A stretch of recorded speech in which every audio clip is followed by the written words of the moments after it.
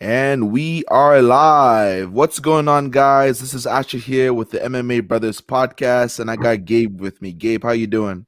I'm doing good, man. How are you? Doing just fine, man. Ready for another UFC weekend of fights. Oh This yeah. weekend we got Derrick Lewis versus Curtis Razor Blaydes. This is going to be a crazy one, guys. And as per usual, we always start with the bottom of the main card. We don't really cover the prelims too much because a lot of people don't know those fighters. But starting off this main card, we got Andrei Arlovski versus Tom Aspinall. So Tom is obviously an up and comer in the UFC heavyweight division. Andrei Arlovski is the exact opposite. He's been somebody that's been around for a long time, the pit bull. He's been a little bit chinny of late, but I think he has won like his last two fights, if I'm not mistaken. So he's starting a little bit of a streak for himself. But if you look at the records, Andrei Arlovski is 30-19, so almost 20 losses on his record and 2 no contests. He's from Belarus, and then Tom Aspinall is from England. Shout out to Tom Aspinall. What's his name? Gathin is somebody that's worked with Tom Aspinall, who's somebody that I've talked to, a nutritionist. So hopefully big things come from Gathin too. Arlovski is 6'3", Tom Aspinall is 6'5", and they are about the same weight. Tom Aspinall is just a little bit heavier, I guess. No, not a little bit heavier, 13-pound difference. So if we're looking at reach, Aspinall got a 1-inch reach advantage, and then in terms of the way to get it done, Aspinall's got those hands. 89% KO percentage. That tells you that this guy is here to stand and bang and here to take you out. And then if you look at that percentage and you look at Arlovski's chin, it's not a good recipe for him. You know what I'm saying? So I'm sure Tom Aspinall is heavily favored in this fight, and I'm going to be picking Aspinall to win this one. So, Gabe, who you got? I got Aspinall too, man. This guy's a heavy hitter. I believe he's won the last 4 fights. I don't think all of them have been in the UFC. But he's on a 4-fight winning streak, and I'm pretty sure they're all by TKO or KO. So he's just on a tear right now. Young up and comer, like you said. Arlovski, though, man, this guy's been around for a long time. I'm pretty sure. He wasn't the first. He wasn't the first, but he was the heavyweight champ back in what, 07? A long time ago, that's for sure. It was a while. He was the champ at one point back in the day. He was the UFC heavyweight champ. But I think it's Aspinall's time. Aspinall's been showing, really good KO power. I think he's gonna get it done. It's gonna be a good fight for Tom. Yeah, no, I'm excited for it, and you can just click at the bottom. You see it at the bottom. I'll just yeah, no worries. Oh, so yeah, I got you. Yeah. So no, I think Aspinall's gonna get it done, and like it's his time to shine. If Arlovski beats Tom Aspinall, then that would be extremely impressive by Arlovski, but I don't think that's going to happen. No. Let's move on. You can break this one down for me, Gabe. All right, so we got Philip Megatron Hawes here versus, I always butcher this guy's name, Nagydin Imavov. I'm pretty sure that's pretty close. So let's go by Nagydin. So it's both 9-2. Hawes is from the United States. Nagydin's from Russia. 3-inch height advantage for Nagydin. They're fighting at middleweight. Hawes has the slight 2.5 reach advantage, and leg reach is pretty much the same. So by the way they get it done, Hawes has that KO power. And then, Nagydin, I have to get used to saying his name. Nagydin, he likes to do it on the ground, 44% submission percentage. And he goes the distance, 22% decision to Hawes is 0%. So, I think I'm going to go with Hawes on this one. His last fight, because I'm pretty sure his last one got canceled. And then the one before that, he finished the guy in like 18 seconds.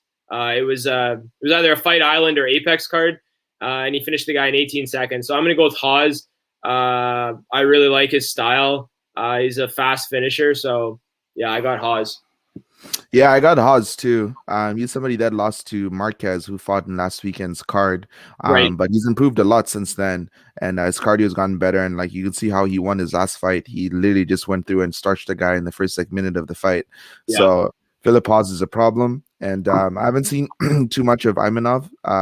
So I'm not quite sure what to expect from him, but obviously when you look at that KO percentage from Philip Hawes, this guy's clearly somebody that you don't want to mess with. So I'm going to be going with Hawes too. I'm pretty sure he's a favorite in this fight. Yeah. We can move on. So next we got Lyynyk. I don't even know how old this guy is. He's like 45 or something. I can't believe this guy keeps fighting. The boa constrictor versus Chris Daukaus. Daukaus, sorry. So I think I have seen this fight before. I've seen him fight before, I should say. But anyways, Lyynyk, his record is 59 wins, 13 losses, and 1 draw. And he's from Russia. And then we got Chris, who's got an MMA record of 10 wins and 3 losses. Height is 1 inch in Chris's favor, and then weight is about the same, 10 pounds weight advantage for Chris, and then Lyynyk has the longer reach with 4 inches. So let's just see how these fighters get it done. You don't have the name boa constrictor without being able to choke people out, obviously. So Lyynyk he's a savant. I don't even know what to call him on the ground. There's no heavyweight other than Fabricio Verdum that can get it done on the ground like Lyynyk can. So at least Verdum's longer in the UFC. So I guess Lyynyk is that guy now in the heavyweight division.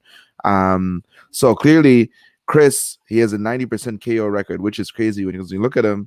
You wouldn't think that this guy has a 90% KO record. You know what I'm saying? Yeah. Not to judge anybody by their looks, but like it's crazy to think that this guy has that much power. He's only had 1 fight that seems that went to the decision that he didn't KO his opponent. So Lyynyk is a complete opposite. Not about KOing people. It's all about submitting them. So clearly we already know how this fight's going to go. Chris want to keep it standing and banging, and Lyynyk is going to want to take it to the ground and test that jiu-jitsu. So I'm going to be going with the more experienced guy. I got Lyynyk winning this by submission. Sorry. So Chris, who you got? Gabe, who you got? Yeah, I think I'm going to take Lyynyk too. I really want to take Daukaus though. He's his brother actually fights in the UFC too. I think he's a middleweight, either middleweight or light heavyweight, but his brother is a UFC fighter too. And they're both cops actually. They're both from Boston. So they got that they got that, I don't know what the word is. They got that grit, they're always going to find a way. But I think Boston I have spirit. That Boston spirit, man. Boston's strong, right? They got they got that will, they got that spirit, right? His last fight I watched was very impressive. It was a TKO. It was very nice.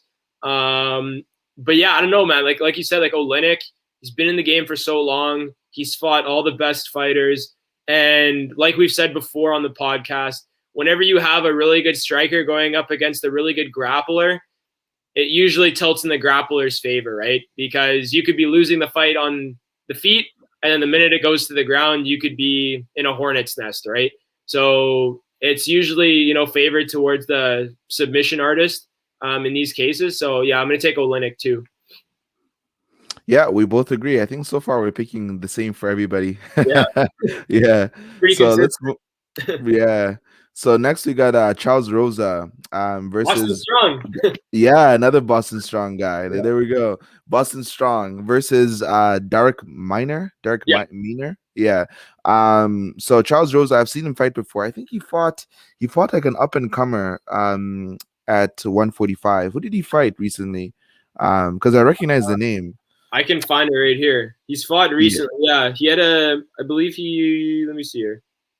Did he fight? No, not Bryce Mitchell. Was it Bryce Mitchell he fought? Yeah, he lost to Bryce Mitchell. He lost to Bryce in a decision, and then he beat the up and comer Kevin Aguilar. Oh, okay, that's right. That's why I remember him from. Yeah. So, has Derrick Miner fought in the UFC before? Yeah, he beat his last fight. He beat Laramie, that TJ Laramie guy. Laramie. Oh, okay. He's from Canada. He's from Ontario, I'm pretty sure. That TJ Laramie, yeah. Yeah, because like his picture, you can see it doesn't look like he's fought, at least not on the what you call him. It looks like it's a Dana White Contender Series photo. And yeah, he's only had 2 other fights. He's he lost one and won one, both submissions. So he's 1-1 in the UFC. But clearly, Derrick is he's the more experienced fighter of the two. So Charles Rosa, he may be the more talented of the two, but in terms of experience, Derrick has that in the bag. So Derrick is a little bit shorter. Charles Rosa is 2 inches taller, and then the reach is pretty much the same. Let's scroll down and see how they get it done. Wow. So look at that submission percentage. So both of them actually are good at getting it done on the ground. This is why it was kind of shocking with how Bryce Mitchell was able to manhandle Charles Rosa, because he's not a scrub on the ground too. 64% of his victories have come via submission. So that's not a thing to sniff at, right? So but yeah, Minor, he's got 88% of his wins via submission. So this is a classic grappler versus grappler matchup. Just based off of what I've seen more of Charles Rosa than I have of Minor, so I'm going to be picking Rosa to win this one. How about you, Gabe? Yeah, I'm going to go with Rosa too. He's fought a lot of top guys, or quite a few. He's fought Yair Rodriguez. He's fought Dennis Seaver. So, he's been in the UFC for a while. He's got that experience. Yeah, I mean, it's going to be very interesting, though. It's funny because, like, a lot of the time when we see, like, a grappler versus grappler fight, what always ends up happening? It's never a grappling match, right? They always end up swinging because they're not necessarily trying to prove something, but I always find it that way. It's always when it's a grappler versus grappler, it becomes a striking match. Also, too, because, they're very good grapplers, so anything can happen. But yeah, I think it's gonna be a good fight. I got Rosa though. I think it could go the distance. So I think it could go 3 rounds. So we'll see what happens. Yeah, we both got Rosa. Let's move on to the next one. So you can break this one down. Sure. All right. So we got Katlyn Vera, Fenomeno, as they say, from Brazil, and Yana Kunitskaya, she's a new up and comer. So Vieira's 10-1, Kunitskaya is 12-5. And won no contest. Similar height, only 2-inch difference. And yeah, they're pretty much the same reach and leg reach from there. So how they get it done? Kunitskaya, she's got really good KO power, 54%. Vieira's 18% with KO finishes. Vieira is favored on the ground though, with 36 to Kunitskaya's 8%. And decision-wise, they're pretty equal, 45-38. I've seen both of them fight. Kunitskaya's only had 1 fight in the UFC. And Asher, you ready for this stat? Are you ready for this statistic? Holy man.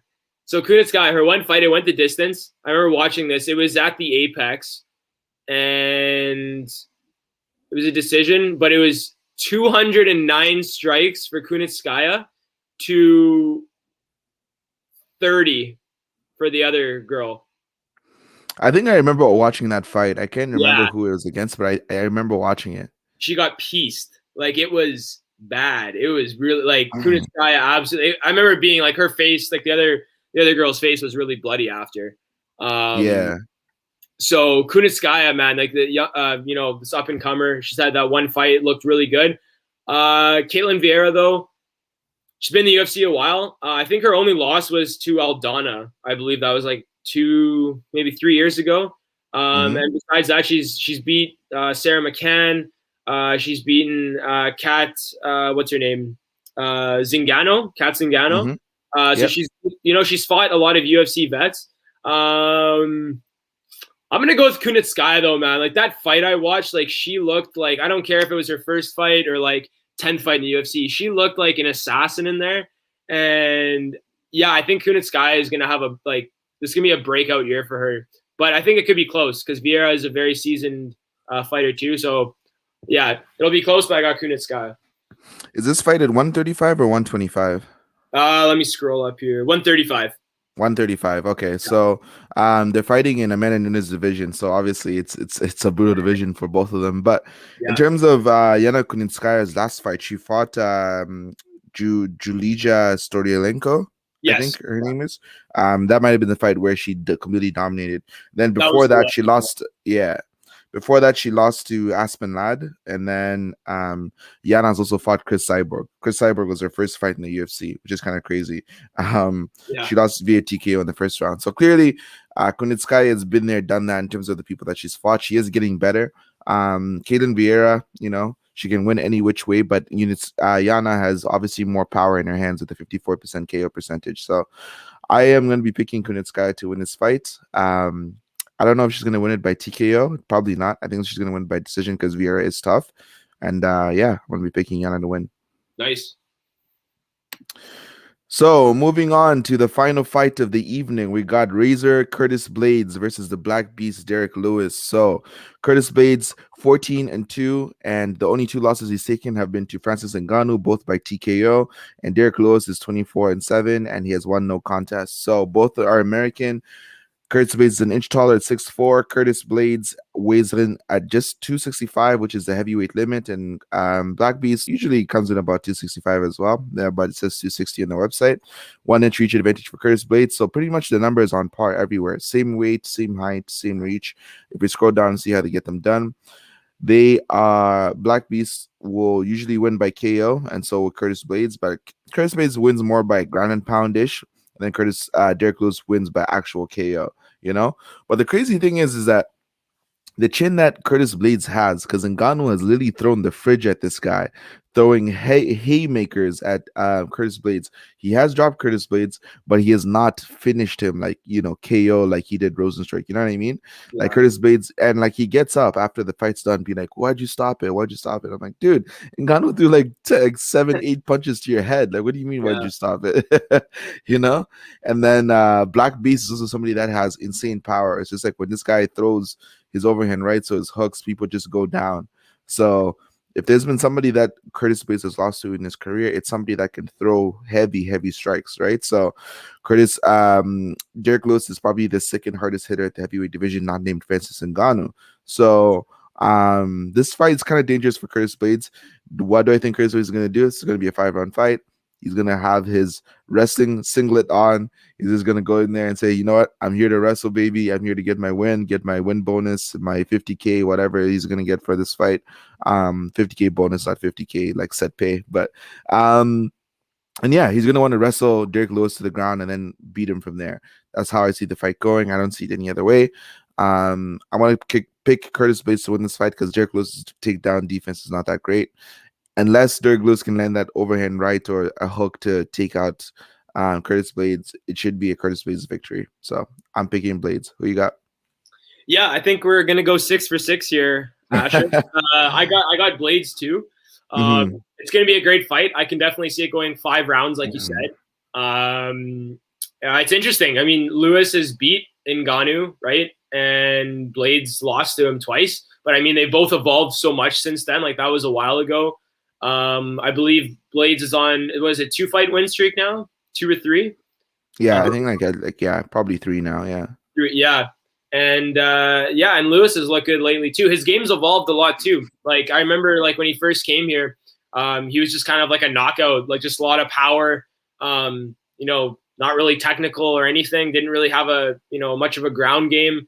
But now you're starting to see him, like his last couple of fights, he's starting to mix it up. He's starting to throw kicks. He looks a little bit more comfortable with the grappling exchanges at times. And he's mixing it up. He's looking like a more complete fighter, which definitely comes down to experience, right? So it's been good to see the Black Beast, mix it up a little bit and show us what he can do. But at the end of the day, man, like you said, I think it's going to be it's going to be similar to the DC Derrick Lewis fight. Just the way DC took Lewis down and just kind of did his thing. And yeah, I think Blaydes is going to do the same thing. He's going to take him down and ground and pound like he usually does. But yeah, I don't know. This fight's going to be interesting because what I see happening is the winner of this fight will fight the loser of the Miocic and Ngannou fight. And then like Jones is obviously going to fight the winner of that fight, right? I don't think there's any doubt that's going to happen now. So I see these two guys, whoever wins this one, fighting the loser of that fight, and then fighting whoever wins the Jones fight for the belt. So Yeah, the winner of this fight could be facing the loser of the Ngannou Stipe fight. Yeah, Because like you said, Jones is going to fight the winner of that fight. So, and yeah, Curtis Blaydes, I think he recently had an interview and he was like, "Yeah, I understand why the UFC is putting Jones first instead of me." And Curtis Blaydes is literally that guy that's pretty much wiping out the whole heavyweight division, other than Francis Ngannou. Because like I feel like he's fought everybody. He's fought yeah, Volkov. He's fought Overeem. He's fought God knows who else he's fought in the heavyweight division. He's fought all of them, you know what I mean? yeah, And he's beat all of them except Ngannou. I know he hasn't cleaned out everybody, don't quote me on that, but like he's gone through a lot of the list, right? So but yeah, that cardio for Derrick Lewis, and I mean they're both not cardio machines, but that cardio for Derrick Lewis is also a problem. You know what I mean? yeah, Within the first or second round, if he doesn't get it done, then like it's nothing for him, you know? So yeah, if Curtis Blaydes is able to move around a bit in the first round or two and able to get some takedowns and then take it like deeper into deeper waters, it's going to be an easy win. If yeah, it's not a TKO victory by Derrick Lewis or by Curtis Blaydes, sorry, then it might be a submission. The first submission win for Curtis Blaydes. And the fact that Derrick Lewis has a submission win is kind of crazy. He's like, who did he submit? I know, right? Definitely it Was a wasn't in the while ago. UFC. Yeah, Yeah. I don't even So remember. Maybe it wasn't even in the UFC. I can't even remember that. Like, I wouldn't even know who he submitted. Like, yeah. that's crazy though, just to think. But yeah, like I don't know, Blaydes though, like they're both not really known for their gas tanks, but I think Blaydes definitely has a better gas tank just from that wrestling background. Like Mm-hmm. when I wrestled in high school for a little bit, I didn't wrestle very long, but I did for a bit. And that wrestling cardio is insane, man. It's a whole nother cardio because it's like it's not like striking where you can bounce in and out and kind of recover. You're constantly like attached to someone and like, you know, either pushing or pulling against someone. So there really isn't any break period, right? Like wrestling cardio is insane.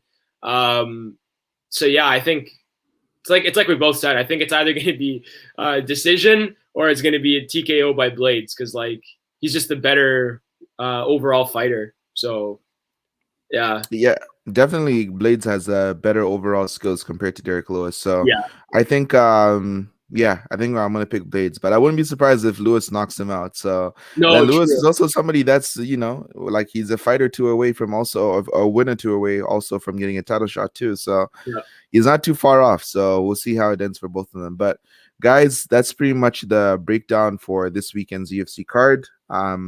Let us know what you think, who you got, and obviously keep the comments coming on Instagram, on YouTube, wherever you listen to us. If it's on Spotify, I know you can't comment there, but leave a review for us if you could. That would always be appreciated. And yeah, we're gonna hit you with the post fight, and then we have like 2 pay-per-views coming in March, which is insane. There's gonna be 5 title fights, so March is gonna be absolutely crazy. I can't wait for March to come through. And yeah, that's pretty much it for me. Gabe, do you have anything else to say? Yeah, no, March is going to be a great month. We got 259 and 260. Yeah, 5 title fights. That's just insane. Like having 2 pay-per-views in a month. And it's like I was saying to you before, Asher. When you got Dominic Cruz fighting on a prelim, you know it's going to be a good card. Like Yeah. that just says it all. When you got and like Casey, that fight's going to be great. But yeah, when you got Dominic Cruz, you know, former champ, you know, UFC veteran commentator fighting on the prelims, yeah, you know that card's going to be crazy. And then 260 as well. Like that's going to be an insane card too. So lots to look forward to.